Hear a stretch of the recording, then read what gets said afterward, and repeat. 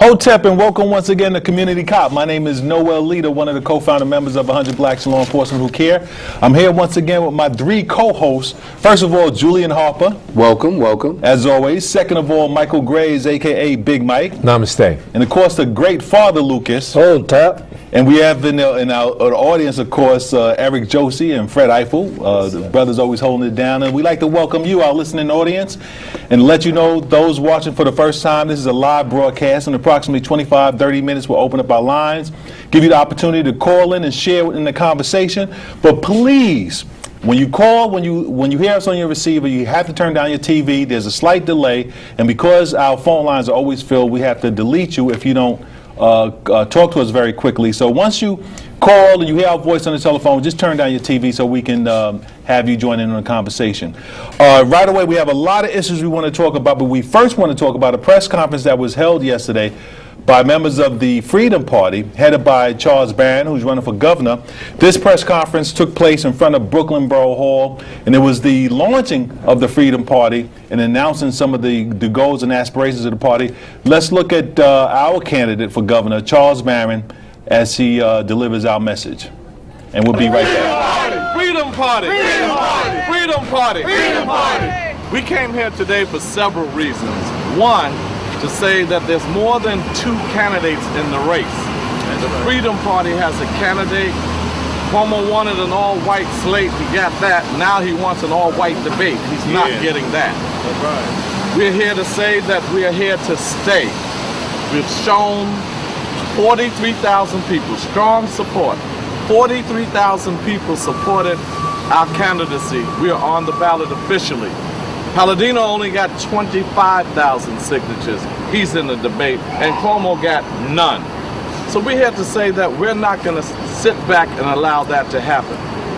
Also, the Freedom Party today is saying to the state that we can do something about transportation. That transportation, they say they don't believe in taxes, but when it comes to raising the transit fare, that's a tax on poor working class families. Raising college tuition, that's a tax on families. Raising the clothing tax, that's a tax. Everybody but the rich. Freedom Party is saying that we're going to put together a plan so that we can get to lowering the transportation fare and perhaps eliminating it, and showing where the money can come from. How do we get there? We have a gentleman with us, he's nonpartisan, but did an independent study on the transportation fare. He's going to come before you. But these are the issues that the Freedom Party will be standing for.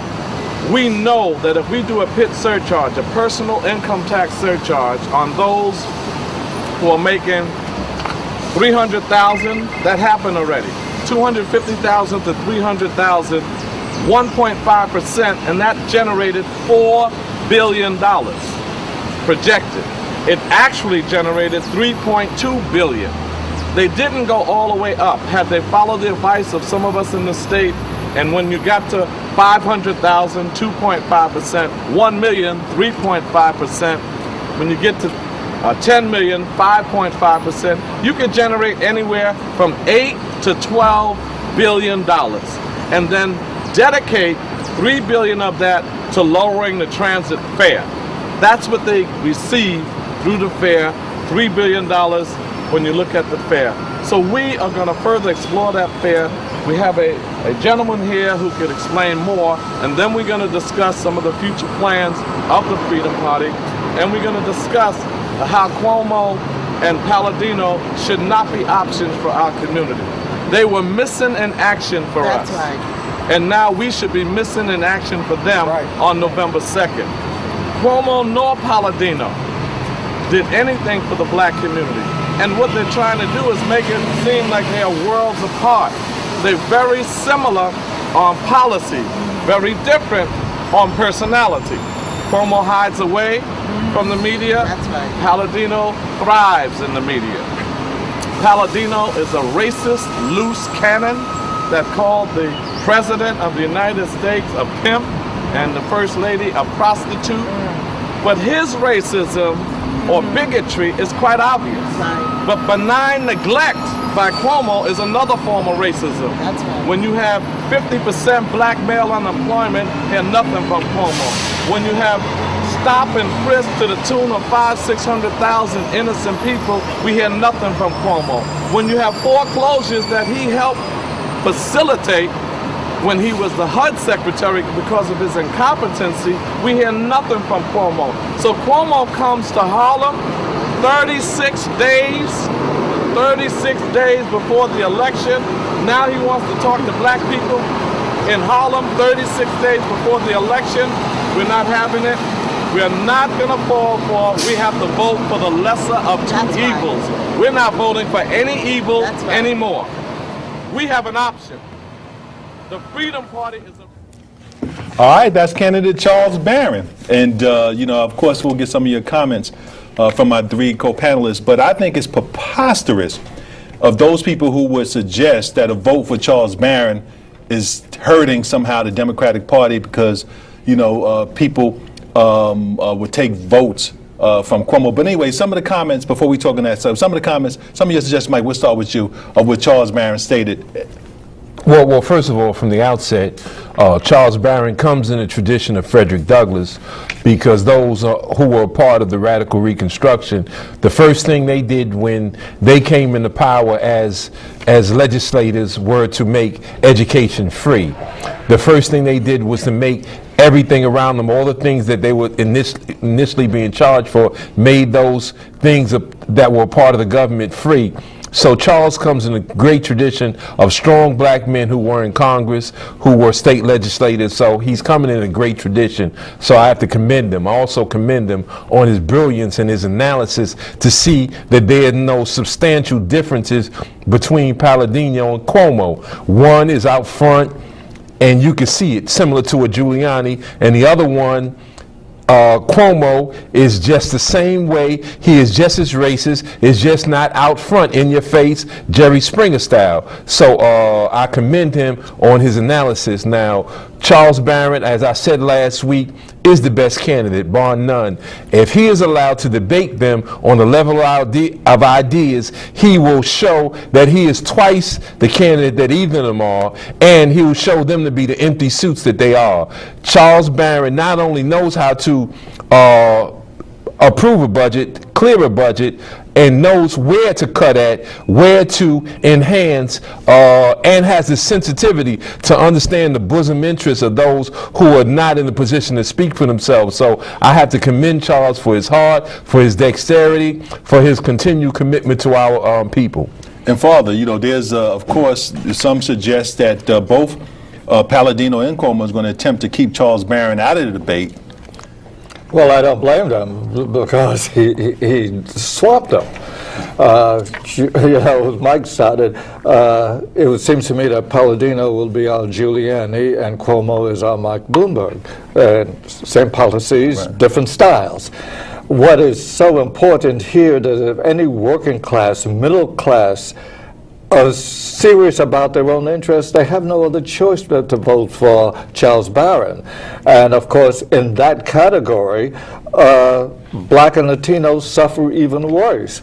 So why would anybody, if you're in the working class, you're middle class, hoping to be middle class, how could you possibly consider, well, Palladino is just a joke, a cruel joke, an evil joke, but how could you possibly consider a Cuomo in relationship to Charlie Barron, unless your racism, your whiteness, blind your eyes to your own self-interest? As it relates to our community, Cuomo, he's not even promising us anything.